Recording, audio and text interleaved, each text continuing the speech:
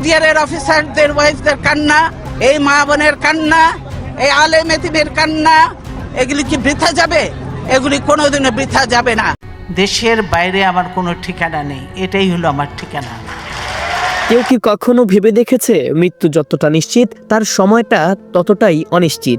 আর সেই অনিশ্চয়তার মাঝেই একদিন হঠাৎ থেমে গেল বাংলাদেশের রাজনীতির একটি শক্ত কণ্ঠস্বর, যে কণ্ঠ বহুবার জেলখানার দেয়ালের ভেতর থেকেও ভয় পায়নি, যে কণ্ঠ আপোষ করেনি, যে কণ্ঠ বলেছিল আমি মাথা নত করব না, আমি এদেশ ছাড়ব না।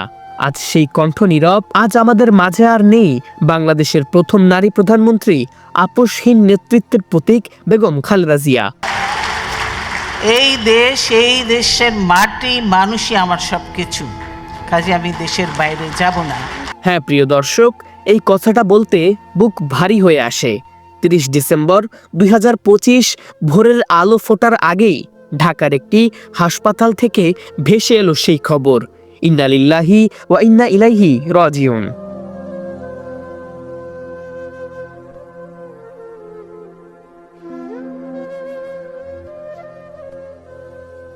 যে দেশে আজ মানুষ প্রশ্ন করছে কে কথা বলবে আমাদের হয়ে, কে দাঁড়াবে অন্যায়ের বিরুদ্ধে, ঠিক সেই সময়ে চলে গেলেন একজন মহানেত্রী, যাকে আজ সবচেয়ে বেশি দরকার ছিল।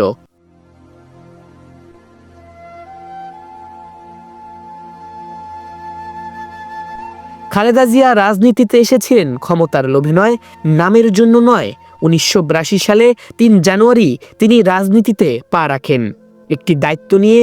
দেশ তখন অস্থির, মানুষ তখন ভীত, আর ঠিক তখনই একজন নারী দাঁড়িয়ে গেলেন স্বৈরাচারের বিরুদ্ধে। খালেদা জিয়ার কারাবন্দী জীবনের গল্প। তার জীবনের অনেক বছর কেটেছে জেলখানার ভেতরে। গ্রেফতার হয়েছিলেন একবার না, মোট 5 বার। এরশাদের সময় 3 বার তাকে আটক করা হয়, কিন্তু কোনোবারই তিনি ভয় পাননি। 2007 সালে তাকে গ্রেফতার করা হয় নিজের বাসা থেকে। একজন সাবেক প্রধানমন্ত্রী, কিন্তু ঈদের দিন পরিবারের সঙ্গে নয়, জেলখানার ভেতরে করেছেন ঈদ। এক মা, এক রাজনীতিবিদ, দুটো পরিচয় নিয়ে তিনি ছিলেন বন্দী। খালেদা জিয়ার মায়ের মৃত্যু সবচেয়ে কষ্টের সময় ছিল তার। 2008 সালে তার মা মারা যান। একজন মেয়ে হিসাবে মায়ের লাশ দেখার সুযোগ পান মাত্র কয়েক ঘন্টার জন্য। ভাবুন তো, এ কেমন কষ্ট! একজন মানুষ নিজের মায়ের শেষ মুখটাও মনের মতো করে দেখতে পারল না। দীর্ঘ বন্দিত্ব। 2018 সালে তাকে দেওয়া হয় 17 বছরের কারাদণ্ড। প্রথমে জেলে, তারপর হাসপাতালের বিছানায়। 2 বছরের বেশি সময় তিনি ছিলেন বন্দী অবস্থায়। 2020 সালে বাড়িতে থাকার অনুমতি পেলেও সেটাও ছিল এক ধরনের বন্দিত্ব। বাইরের মানুষ, ভেতরের নিঃসঙ্গতা। দেশের বাইরে আমার কোনো ঠিকানা নেই, এটাই হলো আমার ঠিকানা। এই দেশ, এই দেশের মাটি, মানুষই আমার সবকিছু, কাজে আমি দেশের বাইরে যাব না। খালেদা জিয়ার শেষ সময় 2024 সালের আন্দোলনের পর তার সাজা মওকুফ হয়। মামলা থেকে মুক্তি পান, কিন্তু শরীর আর সাড়া দেয়নি। দীর্ঘ লড়াই শরীরকে দুর্বল করে দিয়েছে। আর আজ এই দেশের মানুষ যখন বলছে এই সময় একজন খালেদা জিয়াকে দরকার, ঠিক তখনই তিনি চলে গেলেন না ফেরার দেশে।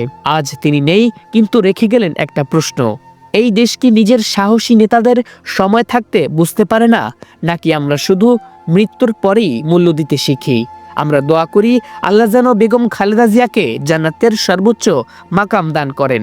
তার জীবনের লড়াই এদেশ কোনোদিন ভুলবে না। প্রিয় দর্শক, এই ভিডিওটি যদি আপনার মনে একটু কষ্ট, একটু ভাবনা জাগায়, দয়া করে ভিডিওটি শেয়ার করুন, একটি লাইক দিন, কারণ ইতিহাস শুধু বইয়ে থাকে না, ইতিহাস বেঁচে থাকে মানুষের মনে। আর এমন সত্য আর মানুষের গল্প পেতে ডেইলি সন্ধ্যার সাথেই থাকুন। এতক্ষণ দেখছিলেন ডেইলি সন্ধ্যা, সঙ্গে ছিলাম আমি তানভীর জিদান। আবারও দেখা হবে নতুন কোনো ভিডিওতে। সেই পর্যন্ত ভালো থাকবেন, সুস্থ থাকবেন, ডেইলি সন্ধ্যার সাথে থাকবেন। আল্লাহ হাফেজ, আসসালামু আলাইকুম।